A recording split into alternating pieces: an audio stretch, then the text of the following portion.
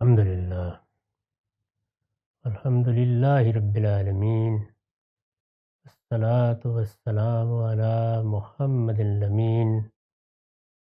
اعوذ باللہ من الشیطان الرجیم، بسم اللہ الرحمن الرحیم۔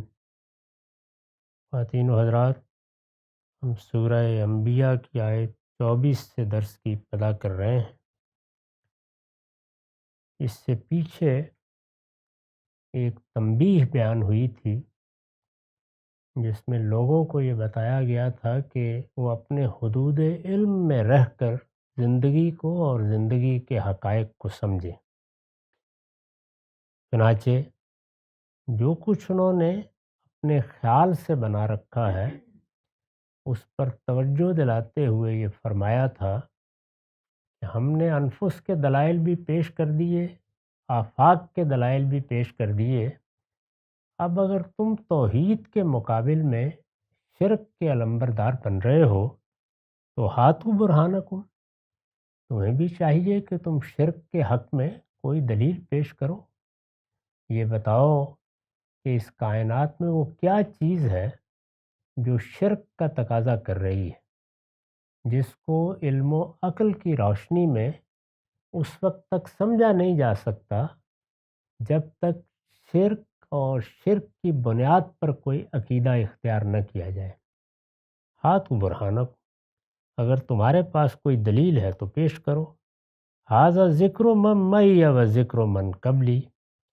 اس کے بعد انبیاء علیہم السلام کی دعوت سے استدلال پیش کیا کہ اگر تمہارے پاس کوئی دلیل علم و عقل میں نہیں ہے تو ایک نظر ڈال کے دیکھ لو، اللہ کے پیغمبر بھی آتے رہے ہیں، ان کی بھی اب ایک تاریخ بن چکی ہے۔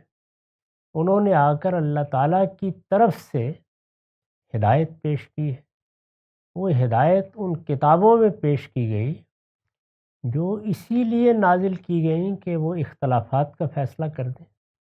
تورات موجود ہے، زبور موجود ہے، انجیل موجود ہے، اور اب یہ قرآن بھی ہے۔ اس قرآن کو دیکھ لو، اس سے پہلے جو یاد دہانی نازل کی گئی ہے اس کو دیکھ لو۔ اپنی کتابوں کو اللہ تعالیٰ ذکر سے تعبیر کرتے ہیں، یاد دہانی، یعنی یہ کتابیں جو کچھ انسان کی فطرت میں موجود ہے اس کی یاد دہانی کرتے ہیں۔ قرآن مجید کا نام جس طرح قرآن ہے اسی طرح ذکر بھی ہے۔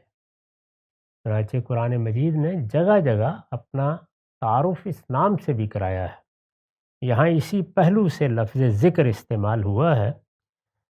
ھذا ذکر من معی و ذکر من قبلی، یہ ان کی یاد دہانی موجود ہے جو میرے ساتھ ہیں، اور ان کی یاد دہانی بھی جو مجھ سے پہلے ہوئے ہیں، یعنی میرے ساتھ ہیں، قرآن مجید ہے، پیغمبر ہیں، پیغمبر کے ساتھی ہیں، ان کو جو یاد دہانی کرائی گئی ہے وہ اس کتاب کی صورت میں ہے۔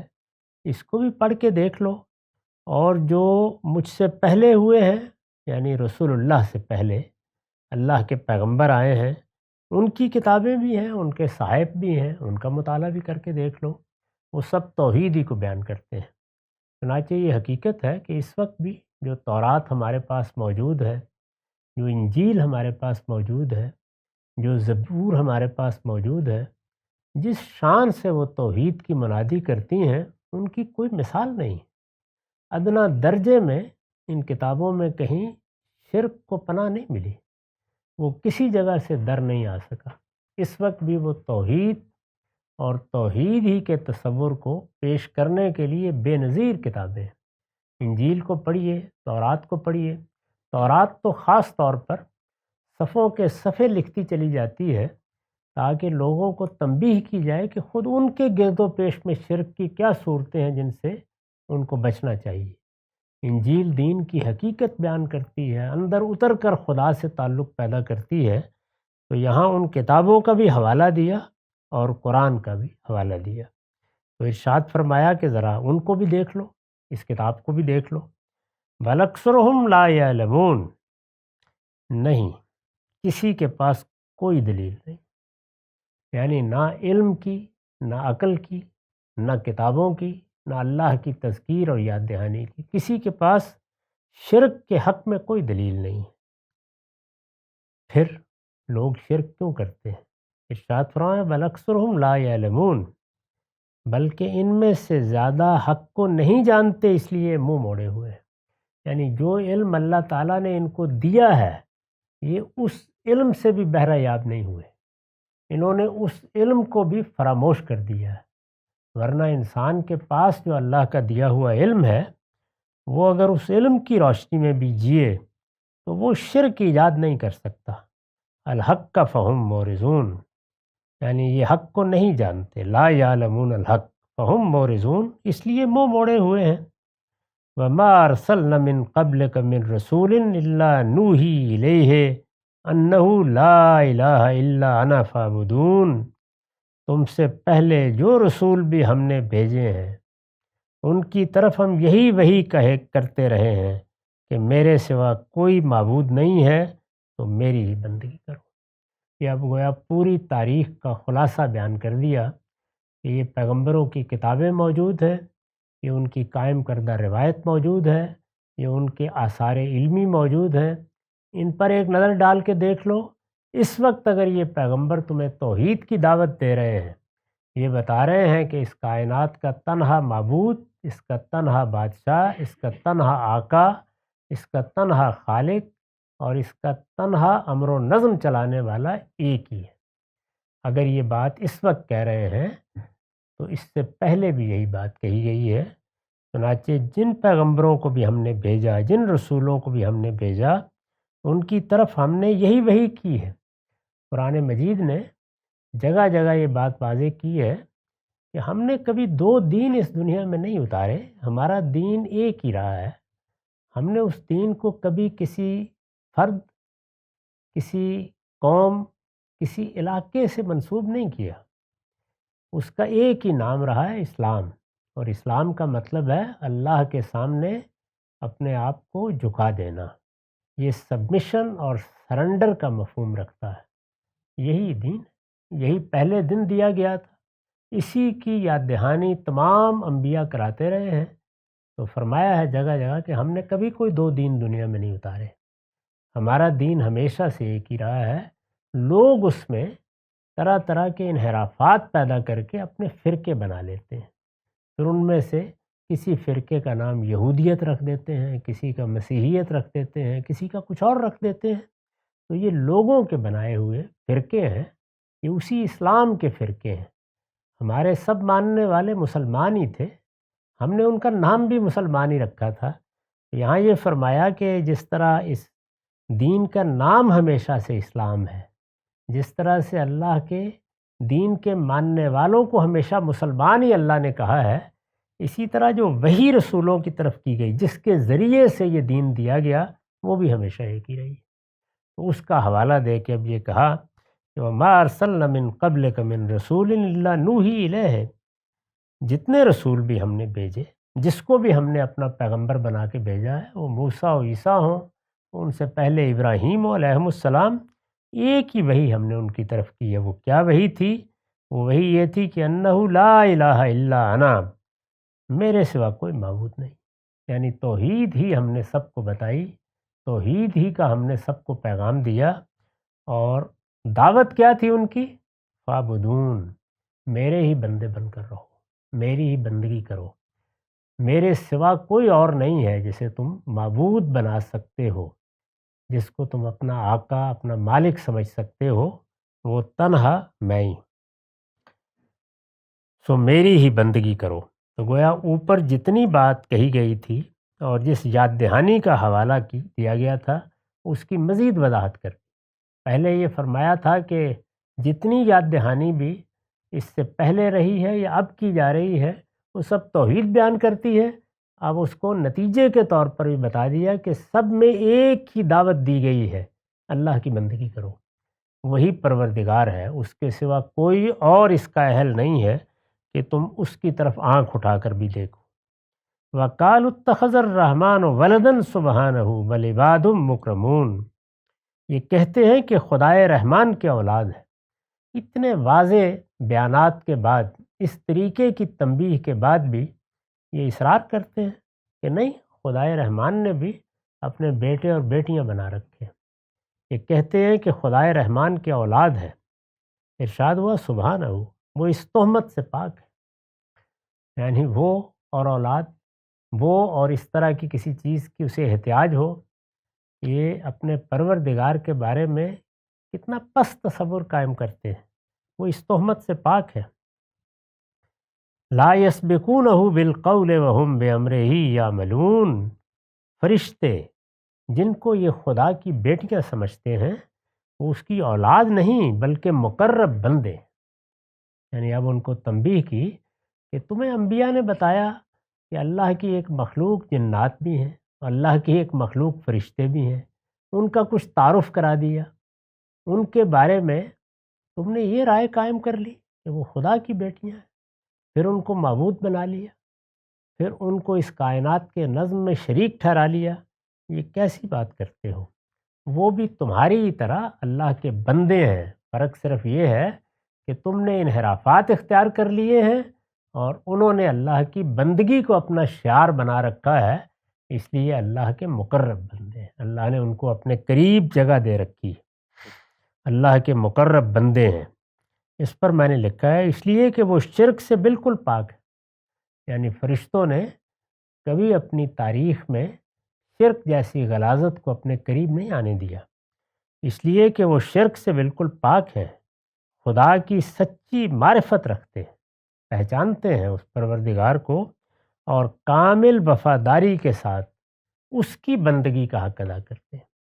اس بات کو جگہ جگہ ادا کیا گیا ہے کہ جو حکم ان کو دیا جاتا ہے وہ اس کو مانتے ہیں، جو ذمہ داری انہیں دی جاتی ہے وہ اس کو ادا کرتے ہیں، جس کام کے لیے انہیں کہا جاتا ہے اس میں ادنا درجے کا انحراف نہیں کرتے، وہ تو اللہ کے بندے ہیں، اس کے احکام کی پیروی کر رہے ہیں۔ جب کوئی بندہ بندگی کا حق ادا کر دیتا ہے، بندہ ہونے کی حیثیت سے جو کچھ اس سے مطلوب ہے وہی کرتا ہے، تو فرمایا جانتے اس کا صلہ کیا ہے؟ اس کا صلہ خدا کا تقرب ہے، یعنی خدا کے قریب ہوتا ہے انسان، خدا اس کو بندگی کے صلے میں اپنا قرب عطا فرماتے ہیں۔ اس کا صلہ خدا کا تقرب ہے، نہ کہ زور و اثر اور ناز و تدلل جس سے وہ ان کے زوم کے مطابق خدا سے جو چاہیں منوا لیں گے۔ یعنی اللہ تعالیٰ وہ ہستی نہیں ہے کہ جس کا جی چاہے، جیسے کہا جاتا ہے کہ فلاں نے تو بادشاہ کو اپنے شیشے میں اتار رکھا ہے، وہ اس کائنات کا پروردگار ہے۔ یہ کیا احمقانہ قسم کی تشبیہات پیدا کرتے ہو، پھر ان کی بنیاد پر کچھ نتیجے نکالتے ہو، پھر جس کو چاہتے ہو افسانہ ترازی کر کے اس کا شریک بنا دیتے ہو۔ اللہ کے بندو جن کو تم فرشتے کہہ رہے ہو، ان کی حیثیت اس کے سوا کچھ نہیں ہے کہ وہ بندگی کا حق ادا کرتے ہیں، اور جب بندگی کا حق ادا کر دیتے ہیں تو ان کو تقرب عطا ہوتا ہے۔ یہ نہیں ہے کہ اللہ تعالیٰ نے گویا ان کو منہ چڑے بنا دیا ہے، وہ جو چاہیں گے منوا لیں گے۔ یہ احمقانہ باتیں چھوڑو اور اصل حقیقت کو سمجھو۔ یہ کہتے ہیں کہ خدائے رحمان کی اولاد ہے، وہ اس تہمت سے پاک ہے۔ فرشتے جن کو یہ خدا کی بیٹیاں سمجھتے ہیں وہ اس کی اولاد نہیں بلکہ مقرب بندے ہیں۔ مزید فرمایا لا یسبقونہ بالقول، وہ اس کے حضور کبھی بڑھ کر نہیں بولتے، وہم بامرہ یعملون، اور اس کے حکم کی تعمیل کرتے ہیں، یعنی وہ تو کوئی بات کرنے کی جسارت بھی نہیں کرتے، جب ان سے کہا جاتا ہے تب بات کرتے ہیں، جب ان سے پوچھا جاتا ہے اس وقت جواب دیتے ہیں، وہ کوئی بڑھ کے بات نہیں کر سکتے۔ ایسا نہیں ہے کہ ذات باری نے ان کو تقرب عطا کیا ہے تو تمہارے خیال کے مطابق اب وہ جو کچھ چاہیں ناز و تدلل سے منوا لیں گے، نہیں، اس طرح کی کوئی حیثیت ان کو حاصل نہیں ہے۔ وہ اس کے حضور کبھی بڑھ کر نہیں بولتے اور اس کے حکم کی تعمیل کرتے ہیں۔ اس پر میں نے وضاحت کی ہے، مطلب یہ ہے کہ جن کی حیثیت خدا کے آگے یہ ہے، یعنی اس طرح وہ خدا کی بندگی کا حق ادا کر رہے ہیں، جن کی حیثیت خدا کے آگے یہ ہے، ان کے بارے میں یہ خیال کر لینا کہ وہ خدا کی بارگاہ میں ایسا زور و اثر رکھتے ہیں کہ اپنے ماننے والوں کو اس کی پکڑ سے بچا لیں گے، محض حماقت، یعنی یہ حماقت ہے جس میں تم مبتلا ہو گئے ہو، اور یہ خیال کر کے کہ ہم فرشتوں کو خوش کر لیں گے، ہم ان کی عبادت کریں گے، ہم ان کے لیے کچھ پوجا پاٹ کے مراسم ادا کریں گے، تو وہ اگر خوش ہو گئے تو پھر منوا لیں گے، نہیں اس کا اذن ہوگا تو کوئی بات کرے گا، اس کے سامنے کوئی بات کرنے کی جسارت نہیں کر سکتا۔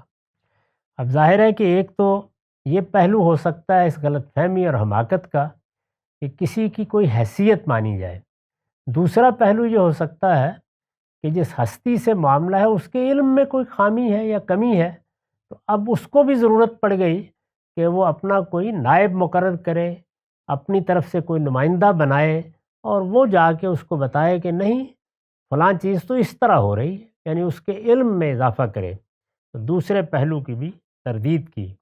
پہلی یہ چیز کہ وہ میرے بندے ہیں لیکن اپنے اخلاص کی وجہ سے، اپنی بندگی کی وجہ سے میرا قرب حاصل کر چکے ہیں، میرا قرب ان کو ضرور حاصل ہے، لیکن ان کی یہ حیثیت نہیں ہے کہ میرے سامنے کوئی بات کرے یا مجھ پر اپنا کوئی زور و اثر پیدا کر لیں۔ اب فرمایا کہ میرے علم میں بھی وہ کیا اضافہ کریں گے، یعلم ما بین ایدیہم وما خلفہم ولا یشفعون، ان کے آگے اور پیچھے جو کچھ ہے سب اس کو معلوم ہے، یعنی وہ بھی وہ علم اپنے بارے میں نہیں رکھتے جو ان کا پروردگار ان کے بارے میں رکھتا ہے۔ تو اس وجہ سے میرے علم میں، ذات باری نے فرمایا میرے علم میں کوئی اضافہ نہیں کر سکتا، آگے پیچھے کا ماضی حال مستقبل سب کا علم میں رکھتا ہوں، ان کے آگے اور پیچھے جو کچھ ہے سب اس کو معلوم ہے۔ ولا یشفعون، وہ کسی کی سفارش نہیں کرتے، یعنی اپنی طرف سے کوئی سفارش کرنا، شفاعت کرنا، کوئی بات بڑھ کر کہنا، اگر اللہ تعالیٰ کوئی فیصلہ کر رہے ہیں تو اس فیصلے کو تبدیل کرانے کی کوشش کرنا، یہ ان کی شایان شان ہی نہیں ہے، وہ ایسا سوچ بھی نہیں سکتے۔ اور فرمایا کہ ہاں البتہ الا لمن ارتضی وہم من خشیتہ مشفقون، وہ کسی کی کوئی سفارش نہیں کرتے اس کے سوا جس کے لیے اللہ پسند فرمائے، یعنی وہ پروردگار عفو و درگزر کے مرحلے میں یہ کہے کہ ہاں کسی کے بارے میں کچھ کہنا چاہتے ہو تو کہو، کسی کے لیے کوئی بات پیش کرنا پسند فرماتے ہو تو فرماؤ، وہ کہے گا، وہ اجازت دے گا، وہ انتخاب کرے گا، عفو و درگزر اس کی طرف سے ہونا ہے، اور جب اس کی طرف سے ہوگا تو پھر اس کے اذن سے جن کے بارے میں وہ اجازت دے گا کسی کو کچھ کہنا ہے تو کہے گا۔ یہ بتا دیا کہ اپنی طرف سے بڑھ کر کوئی بات کرنا، اپنی طرف سے اللہ کے علم میں کوئی اضافہ کرنا، یہ کسی کا اشارہ نہیں ہے۔ یہ عفو و درگزر کا وہ مرحلہ ہے جس کی میں نے اس سے پہلے بھی وضاحت کی کہ قیامت میں جب معاملات اللہ تعالیٰ کے سامنے پیش ہوں گے تو قرآن سے بھی یہی معلوم ہوتا ہے اور روایتوں میں بھی اس کی بڑی وضاحت ہوئی ہے کہ اللہ تعالیٰ پہلا فیصلہ تو جو کچھ علم و عمل کا اثاثہ ہم لے کے جائیں گے اس کی بنیاد پر سنا دیں گے۔ یہ میرٹ کا فیصلہ ہے کہ پہلے مرحلے میں بیلاگ طریقے سے ہو جائے، جو معیارات مقرر ہیں ان پر جو لوگ کامیاب ہو جائیں گے ان کی کامیابی کا اعلان کر دیا جائے گا، جو ناکام ہو جائیں گے ان کی ناکامی کا اعلان کر دیا جائے گا۔ اس کامیابی اور ناکامی کے نتائج بھگتنے کے لیے وہ سپرد کر دیے جائیں گے۔ اس کے بعد عفو و درگزر کا مرحلہ ہوگا، یعنی اب گویا اللہ تعالیٰ اپنی رحمت سے، اپنے کرم سے، یہاں تک عدل تھا، انصاف تھا، وہ ہو گیا، جب وہ ہو گیا تو اب اللہ تعالیٰ معاف فرمائیں گے۔ اس کو قرآن میں بھی بیان کیا گیا ہے، روایتوں میں بھی بیان کیا گیا ہے، وہ معافی کا مرحلہ ہے، عفو و درگزر کا مرحلہ ہے، جس میں وہ اجازت دیں گے، فرشتوں کو بھی دیں گے، انبیاء کو بھی دیں گے، صالحین کو بھی دیں گے، وہ کوئی بات کرنا چاہتے ہیں تو کریں، لیکن وہ ان کی اجازت سے ہوگا، اس سے پہلے کوئی کچھ نہیں کہہ سکتا۔ اس کے سوا جس کے لیے اللہ پسند فرمائے اور اس کی ہیبت سے لرزتے رہتے ہیں، یعنی تم تو کہہ رہے ہو کہ وہ اپنی بات منوائیں گے، وہ اس کی ہیبت سے لرزتے رہتے ہیں، صرف اسی وقت وہ کوئی بات کریں گے جب کہ اس کی طرف سے، اس پروردگار کی طرف سے، کائنات کے بادشاہ کی طرف سے اجازت ملے گی۔ وَمَن يَقُلْ مِنْهُمْ إِنِّي إِلَٰهٌ مِّن دُونِهِ فَذَٰلِكَ نَجْزِيهِ جَهَنَّمَ كَذَٰلِكَ نَجْزِي الظَّالِمِينَ۔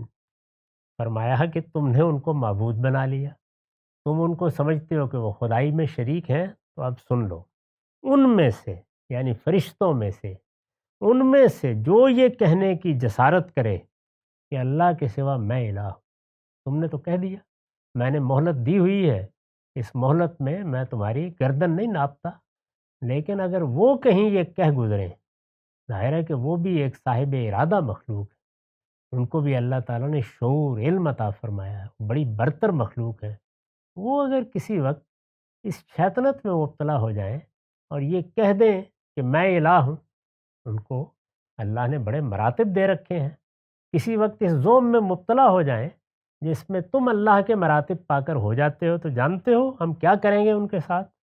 ان میں سے جو یہ کہنے کی جسارت کرے کہ اللہ کے سوا میں الہ ہوں، تو اس کو بھی ہم جہنم کی سزا دیں گے، ہم ظالموں کو اسی طرح سزا دیں گے۔ یعنی یہ نہیں کہ وہ ہماری گرفت سے بچ جائیں گے، وہ ہمارے مقرب ہیں تو ہم ان کو کچھ نہیں کہیں گے، ہمارے ہاں پھر قانون ایک ہی ہے، انصاف بے لاگ ہے، ان کو بھی وہی سزا ملے گی جو ہم تمہارے لیے اعلان کر رہے ہیں۔ اس پر میں نے لکھا ہے یہ پوری تقریر اسی حقیقت کو واضح کرنے کے لیے فرمائی ہے جو اوپر بیان ہوئی، کہ اگر اللہ تعالیٰ کے ہاں کسی کی یہ حیثیت مان لی جائے کہ وہ اپنی سفارش سے مجرموں کو چھڑا سکتا ہے، تو عقیدہ آخرت بے معنی ہو کر رہ جاتا ہے۔ یعنی یہ جو تصور بعض اوقات گمراہ قوموں میں پیدا ہوتا ہے کہ فلاں ہماری سفارش کر دے گا، فلاں کی شفاعت سے ہم بخش دیے جائیں گے، ان سب کی نفی کرتی ہے۔ اس لیے کہ اگر یہ معاملہ ہے کہ کوئی حق کو باطل بنا سکتا ہے، کوئی اپنے ناز و تدلل سے کسی کو چھڑا سکتا ہے، کوئی کسی مجرم کو جنت میں پہنچا سکتا ہے، تو یہ غلط فہمی دور کر لو، اس طرح کا حق ہم نے کسی کو بھی نہیں دے رکھا ہے۔ چنانچہ عقیدہ آخرت بلاگ انصاف کا عقیدہ ہے، وہ یوم الدین ہے، یوم جزا ہے، اس دن کے بارے میں یہ تصور کرتے ہو، اور خدا کے بارے میں بھی یہ ماننا ممکن نہیں رہتا کہ وہ کوئی عادل اور حکیم ہستی ہے جس کے وعدوں پر بھروسہ کیا جا سکتا ہے۔ ہم اگر اس پروردگار کے وعدوں پر بھروسہ کرتے ہیں، یہ اطمینان رکھتے ہیں کہ وہ ہمارے کسی عمل کو ضائع نہیں کرے گا، اگر ہمیں اس بات کا یقین ہے کہ اس کے ہاں کسی بے انصافی کا کوئی تصور نہیں ہے، تو یہی چیز تو ہمیں اعتماد بخشتی ہے، یہی دنیا میں بڑی سے بڑی مصیبت اور تکلیف میں پابرجا رکھتی ہے۔ اسی کے سہارے پر تو انسان کھڑا ہے، یہی چیز ختم ہو گئی تو پھر باقی کیا رہ جائے گا؟ تو اس لیے تنبیہ فرمائی کہ یہ بیوقوفیاں اور حماقتیں یہ چھوڑو، اور سمجھ لو اس بات کو کہ فرشتوں میں سے بھی کوئی اگر یہ جسارت کرے، جنات میں سے جس نے کی ہے ابلیس نے، ہم نے اسے راندہ درگاہ کر دیا، اگر فرشتوں میں سے کوئی کرے گا تو وہ بھی اسی انجام کو پہنچے گا۔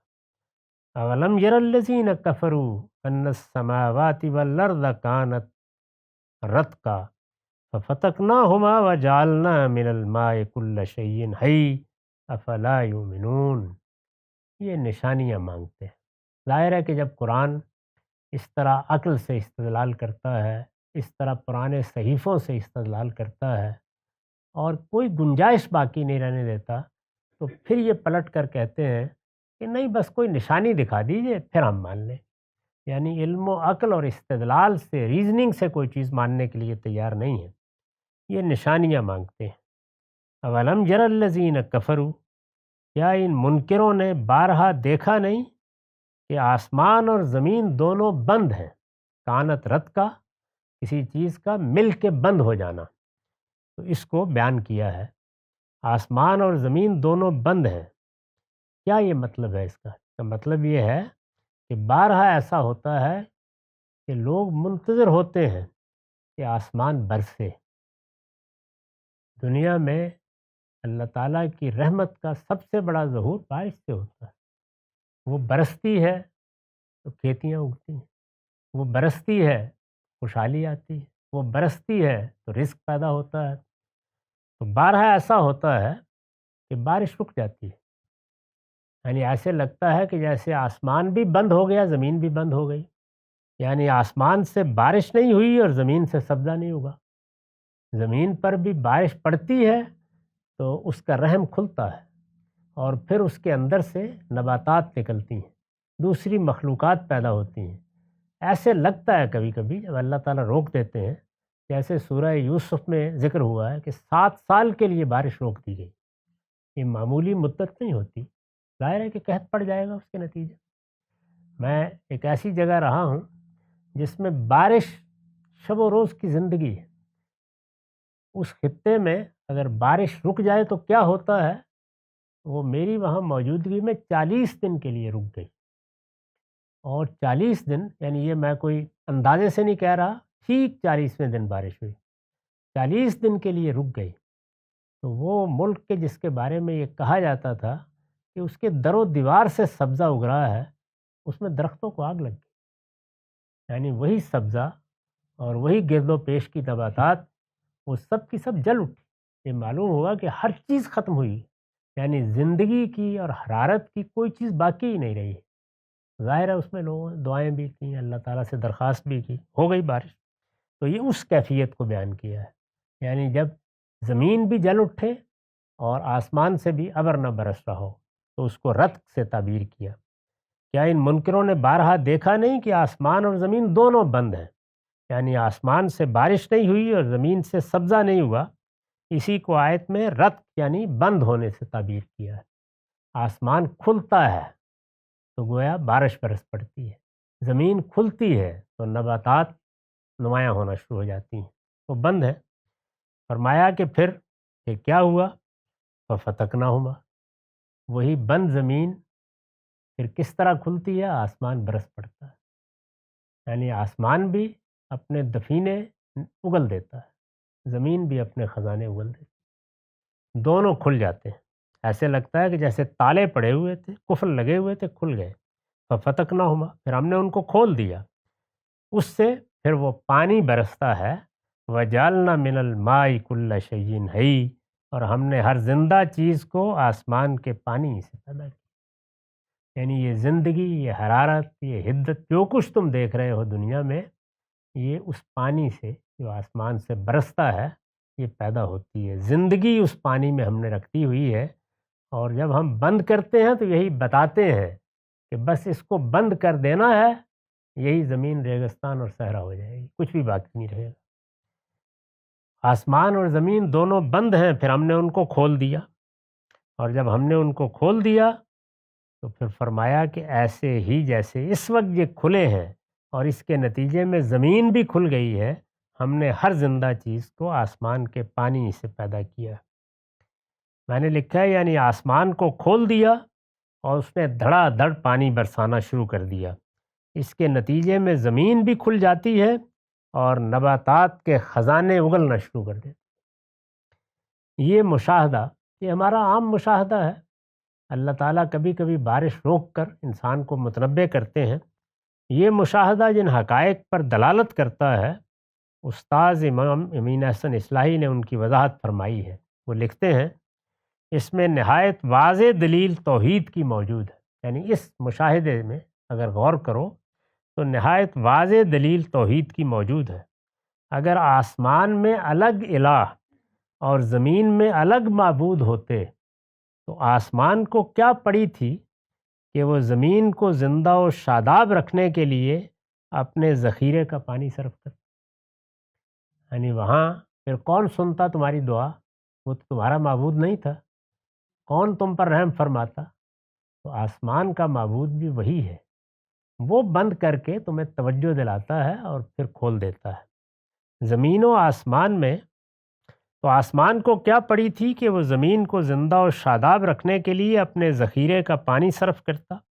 زمین و آسمان میں یہ زوجین کی سی سازگاری اس بات کی صاف شہادت ہے کہ دونوں کا خالق و مالک ایک ہے اور دونوں پر اسی کا ارادہ کار فرما ہے۔ پانی کے ذخیرے زمین پر ہیں، تو زمین اپنا پانی اگر معبود اس کا الگ ہوتا تو سورج کی حدت کو لے جانے کیوں دیتی، اور اگر وہ لے جاتا تو پھر برسنے کی نوبت کہاں آتی؟ تو یہ سب ایک قانون کے تحت ہو رہا ہے، نیچے سے اوپر، اوپر سے نیچے، ایک ہی ارادہ ہے جو کار فرما ہے۔ اگر ایسا نہ ہوتا تو یہ سازگاری کہاں سے پیدا ہوتی؟ زمین و آسمان میں یہ زوجین کی سی سازگاری اس بات کی صاف شہادت ہے کہ دونوں کا خالق و مالک ایک ہے اور دونوں پر اسی کا ارادہ کار فرما ہے۔ دوسری شہادت اس کے اندر معاد کی ہے، یعنی قیامت کی، جب زمین خشک و بیاب و گیا یا بالفاظ دیگر مردہ ہو کر از سر نو زندہ و شاداب ہو جاتی ہے، تو موت کے بعد دوبارہ زندہ ہونے کو کیوں مستبد خیال کیا جائے؟ یعنی یہ تو موت کے بعد زندگی کا روزمرہ مشاہدہ ہے جو تمہیں خدا کراتا ہے۔ وہی زمین ہے کہ وہ پانی روک لیتا ہے تو مردہ اور بیاب و گیا ہو جاتی ہے، برساتا ہے تو ایسے لگتا ہے کہ جیسے ہر چیز زندہ ہو کر اٹھ کھڑی ہوئی ہے۔ اس کے باوجود روزانہ دیکھتے ہو اور پھر خیال کرتے ہو کہ قیامت کیسے آئے گی۔ تیسری شہادت اس کے اندر انسان کے مسئول ہونے کی ہے، یعنی جواب دہ ہونے کی۔ جب خدا نے انسان کی پرورش کے لیے یہ کچھ اہتمام فرمایا ہے کہ اپنے آسمان و زمین، سورج، چاند اور ابر و ہوا، ہر چیز کو اس کی خاطر سرگرم کار رکھتا ہے، تو یہ کس طرح ممکن ہے کہ اس کو بالکل شتر بے مہار بنا کر چھوڑ دے، محاسبے کا کوئی دن اس کے لیے مقرر نہ کرے؟ جب یہ نعمتیں ہیں اور یہ کرم فرمائیاں ہیں اور اس طرح سے اس نے پوری کائنات کو تمہارے ساتھ ہم آہنگ کیا ہے، کیسے یہ خیال کر کے بیٹھ جاتے ہو کہ وہ تم سے پوچھے گا نہیں؟ نہیں، تم کو جواب دہ ہونا ہے۔ اقول قولی ھذا واستغفر اللہ لی ولکم ولسائر المسلمین۔